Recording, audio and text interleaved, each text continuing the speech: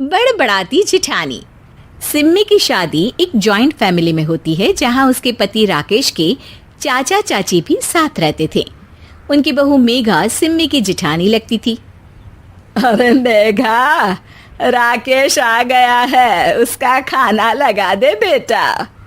हाँ माँ, बस वो चेंज कर ले, मैं खाना लगा दूंगी। सबके कमरे में जाने के बाद सिम्मी और राकेश साथ खाना खाते हैं, जिसे देखकर मेघा को जलन होने लगती है। अरे सिम्मी, हमारे घर में पति के साथ खाना खाने का रिवाज नहीं है, तुम्हें राकेश ने बताया नहीं क्या?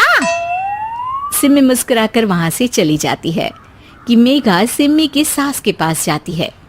अरे चाची जी, राकेश भैया तो सीधे हैं, कछु नहीं बोलते, कछु नहीं समझते, लेकिन आप तो सयानी है ना। अब देखिए, साथ बैठकर खाती है भैया के, कुछ झूठा मीठा उसका भैया के पेट में चला जाए तो सिम्मी को तो पाप लगेगा ना, पाप।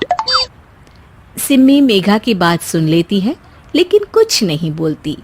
अगले दिन, सिम्मी, मैं मुंबई जा रहा हूँ, तुमको चलना है तो साथ चलो। मेघा राकेश की बात सुनती है और सीधे सिम्मी की सास के पास जाती है।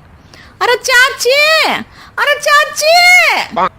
अरे मेघा, क्या हो गया? बहुत परेशान लग रही है, सब ठीक तो है ना? अरे नहीं ना चाची, कैसा ठीक है? राकेश भैया मुंबई जा रहे हैं, आप तो जानती हैं कितने सीधे हैं, इतनी दूर जा रहे हैं, कहीं कुछ हो न जाए।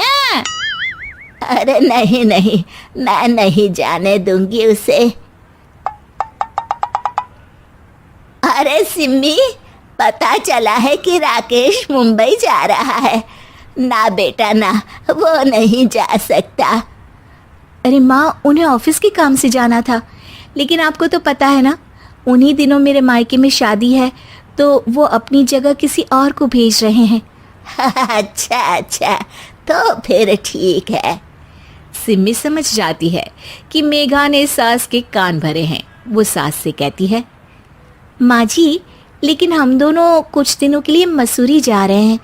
आप तो जानती हैं कि शादी के बाद हम कहीं नहीं गए। अच्छा अच्छा, ठीक है, जाओ घुमाओ। सास वहां से चली जाती है। सिम्मी अपने कमरे में कपड़े पैक कर रही होती है कि तभी मेघा आ जाती है। अरे गर्मी में सर्दी के कपड़े काहे पैक कर रही हो? सिम्मी को मेघा पर नाराजगी तो होती है, लेकिन फिर भी वो कुछ नहीं बोलती। दरअसल मैं और राकेश हनीमून के लिए मसूरी जा रहे हैं ना। का हनीमून? हाँ हाँ, हनीमून। क्यों? हनीमून के लिए तो पति पत्नी ही जाते हैं ना, तो मैं और राकेश जा रहे हैं। मेघा भागकर सिम्मी की सास के पास जाती है।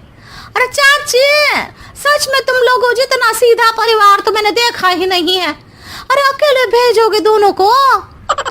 मैं और सुरेश तो कभी अकेले नहीं गए। हाँ भाई, हम तो परिवार में ही अच्छे, बड़ों के बीच, ऊपर से खर्चे है भगवान।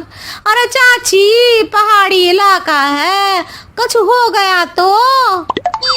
सास सीधी सिम्मी को बुलाती है, लेकिन सिम्मी तो वहीं सास के कमरे के बाहर ही खड़ी थी। बस मेघा दीदी, आपसे यही उम्मीद थी।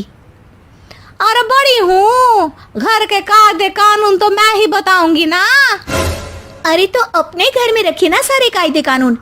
आपकी सास खुद खाना बनाती है, क्योंकि आप यहाँ आकर मेरी सास के कान भरती हैं। आपका पति हमेशा खुद खाना लेकर खाते हैं, क्योंकि आप मेरे घर में ये देखने के लिए बैठी रहती हैं कि मैंने और राकेश ने साथ खाना खाया तो खाया कैसे। मेघा दीदी, आप अपने घर और घर वालों का ख्याल रखिए। मेरे घर में ज्यादा घुसने की जरूरत नहीं है, और हाँ, मैं अपने सास और पति को संभाल लूंगी। मेघा चिल्लाती हुई वहां से चली जाती है, जिसकी आवाज सुनकर राकेश वहां आ जाता है।